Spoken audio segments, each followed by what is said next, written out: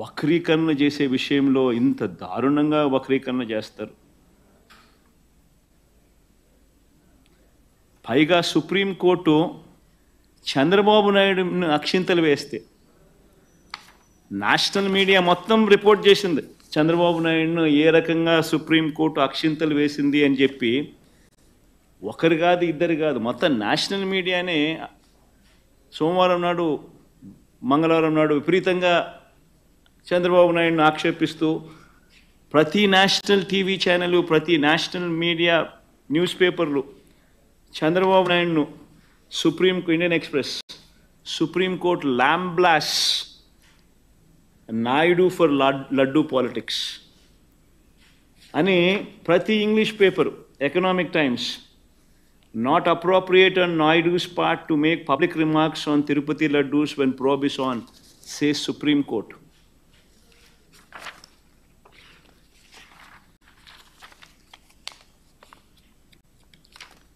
Times of India, keep God away from politics, says Supreme Court on Tirumala Laddu row. Hindu, keep gods away from politics, Supreme Court tells Naidu.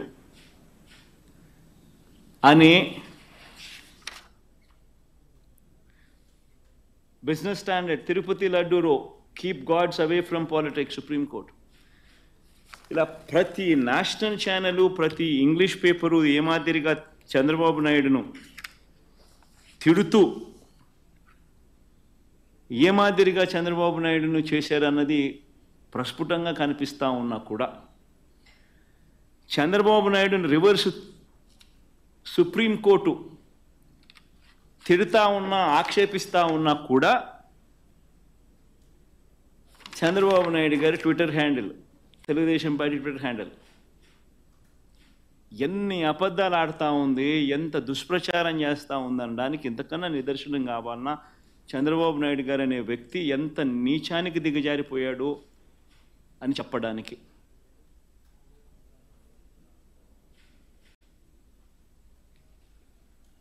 Tirumala laddu కల్తీపై supreme court serious అంట, మీ పాపం పండింది జగన్ అంట. ఆశ్చర్యం, ఆయనను తిడతా ఉంటే, ఆయన సుప్రీంకోర్టు ఆయనను తిడతా ఉంటే, ప్రజలు ఆయనను తిడతా ఉంటే, అందరూ దాన్ని చూస్తూ ఉంటే, అందరూ దాన్ని రాస్తూ ఉంటే ఏమాత్రం సిగ్గు ఎగ్గు లేకుండా దాన్ని కూడా వక్రీకరించాలని, దాన్ని కూడా ట్విస్ట్ చేస్తూ మీ పాపం పండింది జగన్, తిరుమల లడ్డు కల్తీపై సుప్రీంకోర్టు సీరియస్. వైవి సుబ్బారెడ్డిపై ఆగ్రహం అంట. చంద్రబాబు నాయుడుపై ఆగ్రహం వ్యక్తం చేస్తే వైవి సుబ్బారెడ్డిపై ఆగ్రహం అంట. వైవి సుబ్బారెడ్డిపై ఆగ్రహం వ్యక్తం చేసిన సుప్రీంకోర్టు అంట. ఆశ్చర్యం అంటే ఆశ్చర్యం, నిజంగా వీళ్ళు రాసిన మాటలు చూస్తూ ఉంటే. ఇంత దారుణంగా వక్రీకరిస్తూ ఈ మాదిరిగా చంద్రబాబు నాయుడు గారు అనే వ్యక్తి ఈ స్థాయికి దిగజారిపోయిన పరిస్థితులు కనిపిస్తూ ఉన్నాయి. రాష్ట్రాన్ని నడుపుతా ఉన్న వ్యక్తి నిజాయితీగా ఉండడానికి, ఆ నిజాలను ఒప్పుకోవడానికి ఇవే వివరాలను ఒక్కసారి నేను మళ్ళీ మీ అందరికీ మెమరీ ఒక్కసారి రీజెక్ట్ చేయడానికి ఒక్కసారి మీ అందరికీ కూడా చూపిస్తా. ఒక్కసారి మీరంతకు మీరే గమనించండి. జూలై 6వ తారీఖున, జూలై 12వ తారీఖున ఏ రకంగా ఈ కంటైనర్లలో ఏ రకంగా క్వాలిటీకి లేని పరిస్థితులు వచ్చినప్పుడు ఆ కంటైనర్లను అసలు లోపలికి వెళ్ళే పరిస్థితి కూడా లేదు. యాజ్ పర్ నామ్స్ టీటీడీలో ఉన్న ఒక గొప్ప రోబస్ట్ పరిపాలనా వ్యవస్థ ఎంత గొప్పగా ఉంటుంది అని అంటే, క్వాలిటీ అనేది లేకపోతే అసలు వెహికల్ లోపలికి వెళ్ళే పరిస్థితి కూడా ఉండదు. అదే మాదిరిగానే జూలై 6, జూలై 12 అంటే చంద్రబాబు నాయుడు గారు సాక్షాత్తు ముఖ్యమంత్రి అయి ఉండగా వచ్చిన కంటైనర్లు ఇవి. ఆయన ముఖ్యమంత్రిగా అయి ఉండగా, ఆయన వేసిన ఈఓ అధికారిగా ఉండగా ఎంత గొప్పగా తిరుపతిలో వ్యవస్థ ఉంది అని నడిపేదానికోసం ఇంతకుముందు మా హయాంలో 18 సార్లు ఇదే మాదిరిగానే క్వాలిటీ లేకుండా వస్తే రిజెక్ట్ చేసి పంపించాం. 2014 నుంచి 19 మధ్యలో చంద్రబాబు నాయుడు గారి హయాంలో ఆయన ముఖ్యమంత్రిగా ఉన్నప్పుడు ఇదే మాదిరిగా క్వాలిటీ లేకుండా మెటీరియల్ వచ్చినప్పుడు, క్వాలిటీ లేకుండా ట్యాంకర్లు వచ్చినప్పుడు ఆయన హయాంలో 14 సార్లు తిరిగి వెనక్కి పంపించారు. తిరుపతిలో ఒక గొప్ప వ్యవస్థ ఉంది, ఒక రోబస్ట్ ప్రక్రియ ఉంది. ఎవరైనా కూడా మెటీరియల్ తీసుకొచ్చేటప్పుడు టెండర్లలో ఎవరైతే ఈ టెండరింగ్ ప్రొసీజర్ ప్రకారం ఈ టెండర్లలో పార్టిసిపేట్ చేస్తారు, ఆ ప్రీ క్వాలిఫికేషన్ క్రైటీరియా కూడా కొత్తగా వచ్చినట్టుగా కాదు, ఎప్పటి నుంచో ఉండేటివి, పాతవే. ఆ ప్రకారం ఎవరైనా ఈ టెండర్లలో పార్టిసిపేట్ చేస్తారు. ఈ టెండర్లలో ఎవరికైతే L1 వస్తుందో వాళ్ళకు ఆ కాంట్రాక్ట్ అనేది ఇస్తారు. 65% వాళ్ళకి ఇస్తారు, మిగతా వాళ్ళకు మిగతా 35% పంచుతారు అదే రేట్కి. ఇది ఎప్పటి నుంచో ఉన్న ప్రక్రియ. వాళ్ళు వచ్చే వాళ్ళు కూడా NABL సర్టిఫికేట్ తీసుకొని వస్తారు, lab certificate on product quality తీసుకొని వస్తారు. తీసుకొని వచ్చిన పిమ్మట అయినా కూడా తిరుపతిలో ప్రతి ట్యాంకర్లోనూ 3 సార్లు టెస్టింగ్ చేస్తారు. ఆ టెస్ట్ శాంపుల్స్ పాస్ అవుతేనే వెహికల్ ముందుకు పోతుంది. ఇది ప్రొసీజర్. ఇప్పటికి ఎన్నోసార్లు ఈ ప్రొసీజర్ గురించి కూడా చెప్పడం జరిగింది, మళ్ళీ గుర్తు చేస్తా ఉన్నా. ఆ ప్రొసీజర్ల నేపథ్యంలో జూలై 6, 12వ తారీఖున వచ్చిన మెటీరియల్ తిరుపతిలో వీళ్ళు 3 సార్లు టెస్ట్ చేసి ఆ ట్యాంకర్లను ఏదైతే 3 సార్లు టెస్ట్ చేసిన ప్రక్రియ ఏదైతే చేశారో ఆ ప్రక్రియలో ఈ టెస్ట్లలో అది ఫెయిల్ అయిన పిమ్మట ఆ కంటైనర్లో ఆ ట్యాంకర్ ఫెయిల్ అయితే ఆ ట్యాంకర్లను పక్కన పెట్టి ఆ ట్యాంకర్ ఫెయిల్ అయినటివి లోపలికి పంపించకుండా ఆ ట్యాంకర్లను పక్కకు పెట్టేసేసి ఆ ట్యాంకర్లు అసలు వాడుకలోనే తీసుకొని రాలేదు, వెనక్కి పంపించేశారు ఆ ట్యాంకర్లను. ఒకసారి ఆ 3 టెస్టులు ఫెయిల్ అయిన ఆ ట్యాంకర్లను మరొకసారి రీకన్ఫర్మేషన్ కోసం, రీటెస్టింగ్ కోసం మళ్ళీ NDDBకి కూడా పంపించడం జరిగింది ఆ శాంపుల్. ఆ శాంపుల్ మళ్ళీ జూలై 23వ తారీఖున రిపోర్ట్ వచ్చింది.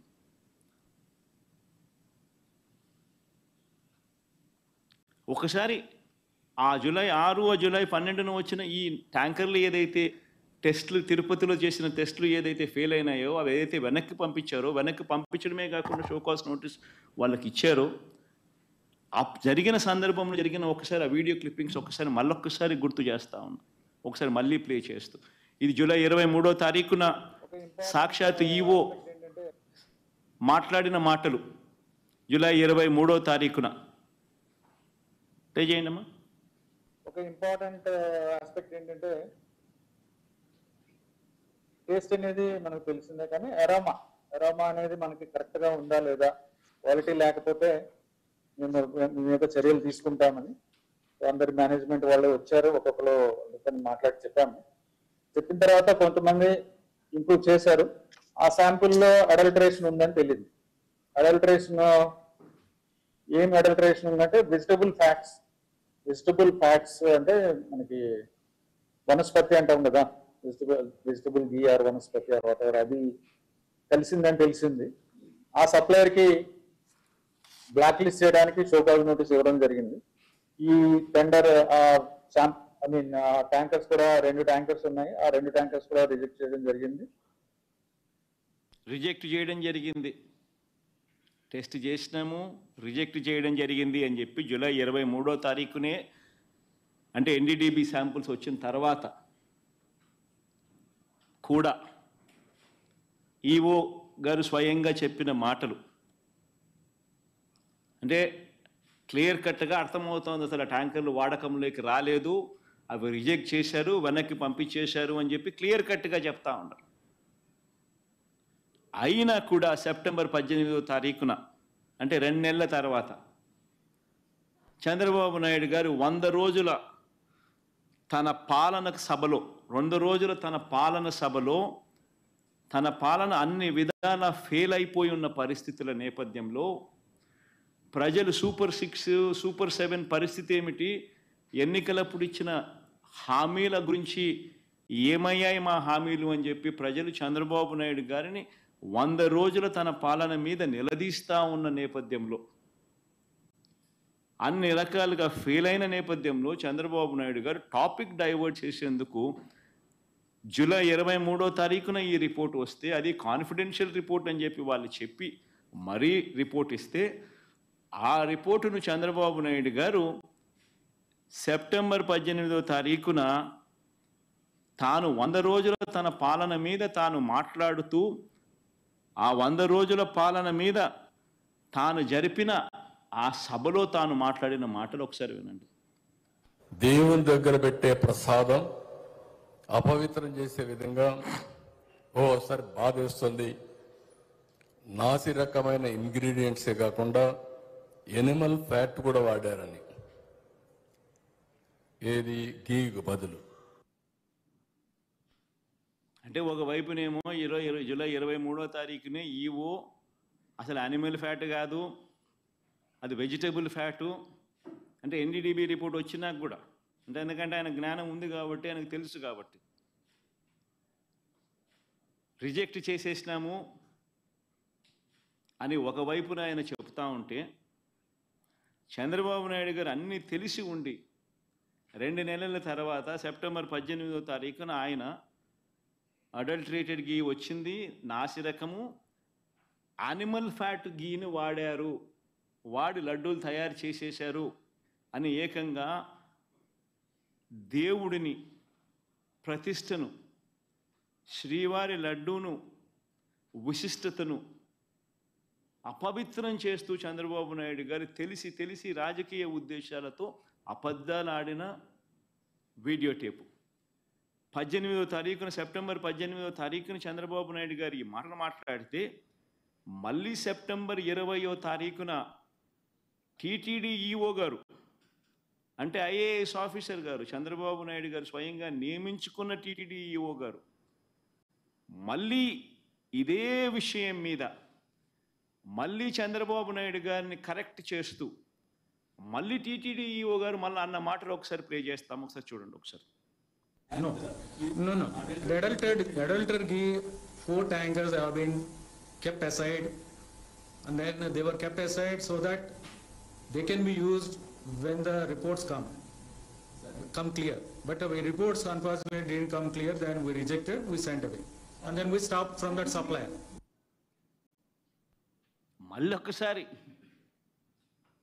మరొక్కసారి ఇంగ్లీష్లో కూడా చెప్పాడు, నేషనల్ మీడియాకు కూడా చెప్పాడు.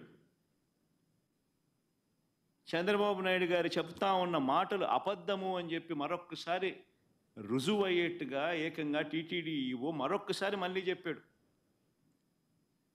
అసలు ఆ గీ వాడనే లేదు, ఆ ట్యాంకర్లు వాడనే లేదు, ఆ ట్యాంకర్లను వెనక్కి పంపించాం, టెస్ట్లలో ఫెయిల్ అయిపోయింది కాబట్టి అసలు లోపలికే పంపించలేదు, వెనక్కి పంపించేసాము, అసలు వాడకంలోకే తీసుకుని రాలేదు అని చెప్పి తాను మరొక్కసారి రీఇటరేట్ చేస్తూ తాను చెప్పాడు. చెప్పినా కూడా మళ్ళీ సెప్టెంబర్ 22వ తారీఖున చంద్రబాబు నాయుడు, నేను అబద్ధాలే చెబుతా, రాజకీయ ఉద్దేశాలే నాకు ముఖ్యం,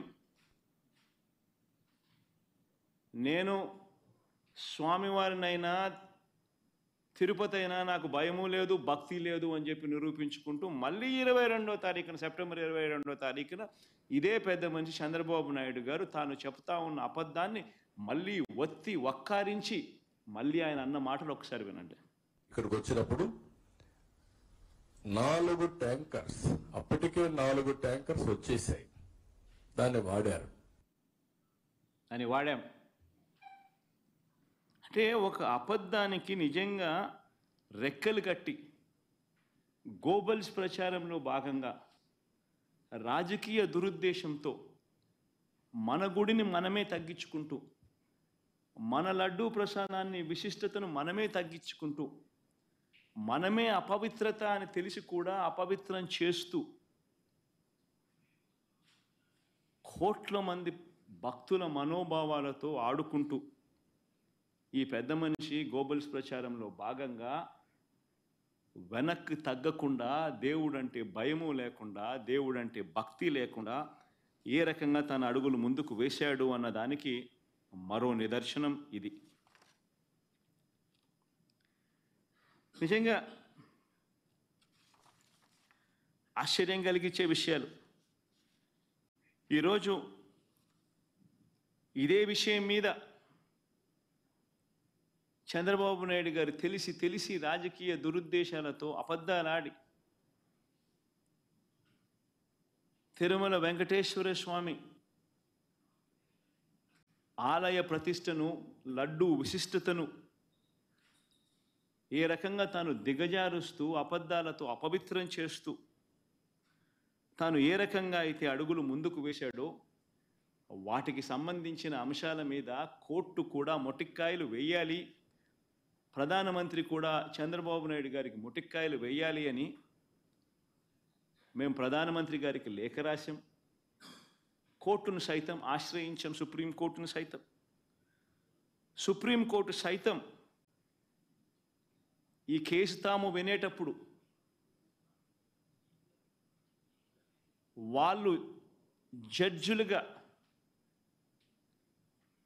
వాళ్ళు చేసిన బెంచ్ మీద వాళ్ళు చేసిన అబ్జర్వేషన్స్ ఎంత చంద్రబాబు నాయుడు గారిని తప్పులు పడుతూ వాళ్ళు చేసిన అబ్జర్వేషన్స్ ఎలా ఉన్నాయో ఒక్కసారి వినండి. సుప్రీంకోర్టు స్వయంగా జడ్జిలు ఆ చైర్ మీద కూర్చొని వాళ్ళు మాట్లాడిన మాటలు, అసలు ఆ నెయ్యి వాడలేదని టీటీడీ ఈఓ స్వయంగా చెప్పారు కదా. ఇది కాదు, మై తర్వాత మాట్లాడతాం. అసలు ఆ నెయ్యి వాడలేదని టీటీడీ ఈఓ స్వయంగా చెప్పారు కదా. అలాంటప్పుడు ఆ లడ్డూ ప్రసాదంలో జంతువు కొవ్వు ఉందని ముఖ్యమంత్రి ఎలా చెబుతారు? ఇవన్నీ ఈ పేపర్లలో, నేషనల్ మీడియాలో అన్నింటిలోనూ రిపోర్ట్ అయ్యాయి. ఈ అబ్జర్వేషన్స్ అన్నీ కూడా టీటీడీ చేసిన అబ్జర్వేషన్స్. ఎకనామిక్ టైమ్స్ దగ్గర నుంచి, హిందూ దగ్గర నుంచి, బిజినెస్ స్టాండర్డ్ దగ్గర నుంచి, national TV channels, NDTV, India today దగ్గర నుంచి, times of India, times now దగ్గర నుంచి ప్రతి ఛానల్లోనూ రిపోర్ట్ అయినవి అబ్జర్వేషన్స్. అయినా ఒకసారి మళ్ళీ గుర్తు చేయడం కోసం అని చెప్పి నేను మళ్ళా చెప్తా ఉన్నా. అసలు నెయ్యి వాడనే లేదని టీటీడీ ఈఓ స్వయంగా చెప్పారు కదా. అలాంటప్పుడు లడ్డూ ప్రసాదంలో జంతు కొవ్వు ఉందని ముఖ్యమంత్రి ఎలా చెబుతారు?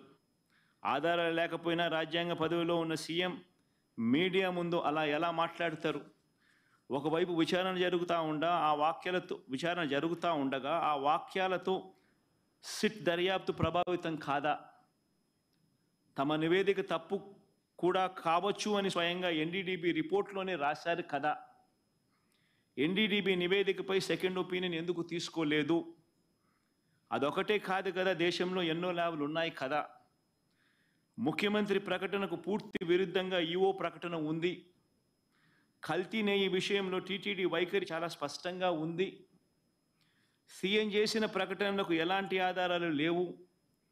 దర్యాప్తుకు ఆదేశించినప్పుడు పదాల గారడి ఎంత మాత్రం అవసరం లేదు. ఎన్డీడీబీ నివేదిక జూలైలో వస్తే దానిపై ముఖ్యమంత్రి సెప్టెంబర్లో ఎందుకు మాట్లాడినట్టు? జూలైలో నివేదిక వస్తే అప్పుడే ఎందుకు మాట్లాడలేదు? పైగా లడ్డూ తయారీలో వాడే నెయ్యిలో జంతువుల కొవ్వు కలిపారంటూ ముఖ్యమంత్రి ప్రకటన చేశారు. అసలు ఆ ప్రకటన చేయడానికి ముఖ్యమంత్రి వద్ద ఉన్న ఆధారాలు ఏమిటి? ఆ లడ్డూను పరీక్ష కోసం సెకండ్ ఒపీనియన్లో భాగంగా వేరే ల్యాబ్కు ఎందుకు పంపలేదు? మీడియాతో మాట్లాడడానికి ముందు లడ్డూలను పరీక్షించడం సరైందని సీఎం భావించలేదా? అసలు బహిరంగ ప్రకటన ఎందుకు చేయాలి? బాధ్యతాయుతమైన పదవిలో ఉన్నవారు అలాంటి ప్రకటనలు చేయొచ్చా? దానివల్ల సిట్ దర్యాప్తు ప్రభావితం కాదా? అది కోట్ల మంది ప్రజల మనోభావాలు దెబ్బతీస్తుందని తెలియదా? లడ్డూల తయారీలో కల్తీ నెయ్యి వాడారనడానికి ఎలాంటి ప్రాథమిక ఆధారాలు లేవు కదా అని ఏకంగా సుప్రీంకోర్టు అబ్జర్వేషన్స్ పాస్ చేస్తూ 30వ తారీఖున జడ్జిమెంట్ కూడా ఇచ్చారు. ఆ జడ్జిమెంట్ కాపీ ఒకసారి వేయండి అమ్మా. ఆ జడ్జిమెంట్ కాపీలో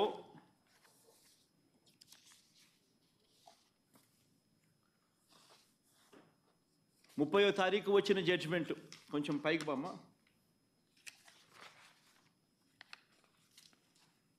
ఇంకా పైకి సుబ్రహ్మణ్యం స్వామి వర్సెస్ స్టేట్ ఆఫ్ ఆంధ్రప్రదేశ్. కొంచెం కిందికి రామ్మా.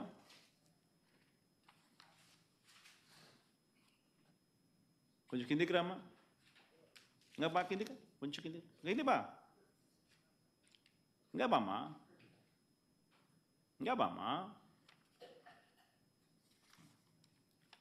డేట్ 30వ తారీఖున జడ్జిమెంట్ ఈ జడ్జిమెంట్లో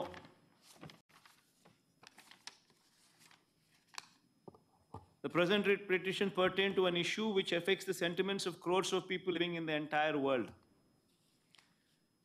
Moodo point. However, some press reports also show that EO of Tirumala Tirupati Devasthanam Trust had made a statement to the contrary that adulterated ghee was never used. Edo point, Kuma.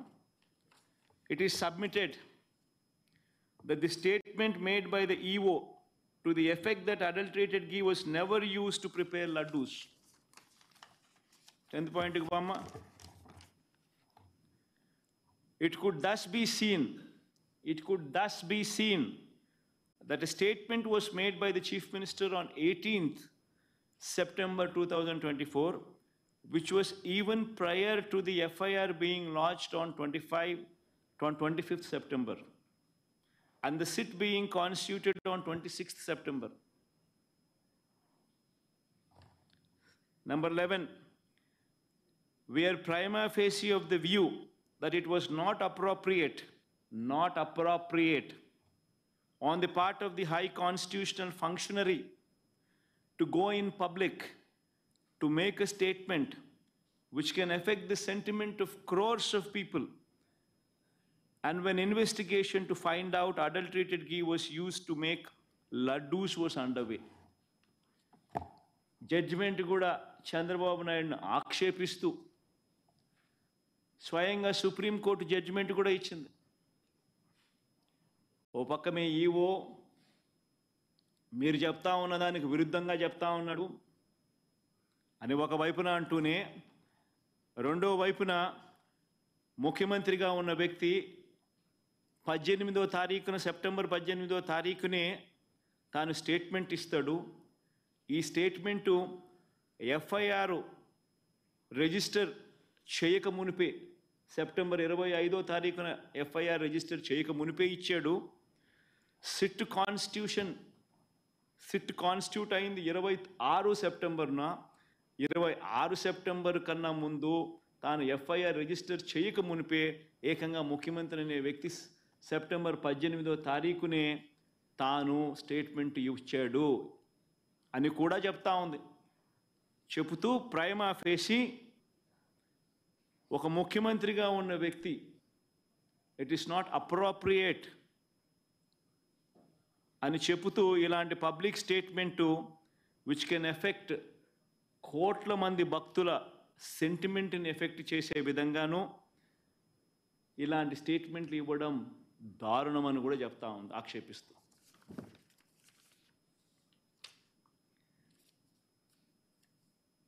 ఇలా చంద్రబాబు నాయుడు గారిని అన్ని రకాలుగా ఆక్షేపిస్తూ ఉన్నా కూడా చివరికి ఈరోజు కూడా జంతువుల కొవ్వు కల్తీ జరిగిందన్న జంతువుల కొవ్వుతో కల్తీ జరిగిందన్న నెయ్యిని వాడలేదని ఈవో చెప్పారు కదా అని మళ్ళీ ఇవాళ న్యాయస్థానం మళ్ళీ ప్రశ్నించింది. ఇవాళ కూడా ప్రశ్నిస్తూ చంద్రబాబు నాయుడు గారిని ఆక్షేపిస్తూ చంద్రబాబు నాయుడు చేసిన తప్పును ఎత్తి చూపిస్తూ చంద్రబాబు నాయుడు గారు స్వయంగా తాను ఏర్పాటు చేసుకున్న సిట్టును రద్దు చేస్తూ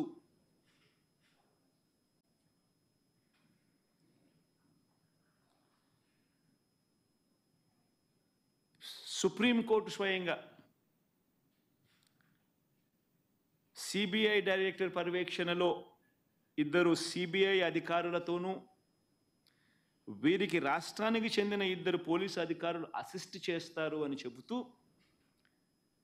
వీరికి తోడు food safety and standards authority of India FSSAI నుంచి కూడా ఒక అధికారి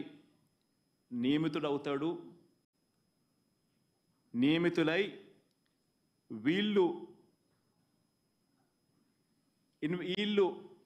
లడ్డూకు సంబంధించిన విషయం మీద వీళ్ళు నివేదిక ఇస్తారు అని చెప్పి చెప్పడం జరిగింది. నేను అడుగుతా ఉన్నా, ఇంతగా సుప్రీంకోర్టు ఆక్షేపిస్తే ఇదే పెద్ద మనిషి చంద్రబాబు నాయుడు గారు అనే వ్యక్తికి ఏమాత్రమైనా కూడా దేవుడి మీద భక్తి, భయము ఏమాత్రం ఉన్నా కూడా, తప్పు చేసినట్టుగా కనిపిస్తూ ఉన్నా కూడా, మొట్టమొదటి తాను చేయాల్సింది ప్రజలకు, భక్తులకు క్షమాపణ చెప్పడం, తిరుమలలో స్వామివారిని వేడుకోవడం, తప్పు చేశాను స్వామి క్షమించండి అని చెప్పి. అవేవి కూడా చేయకపోగా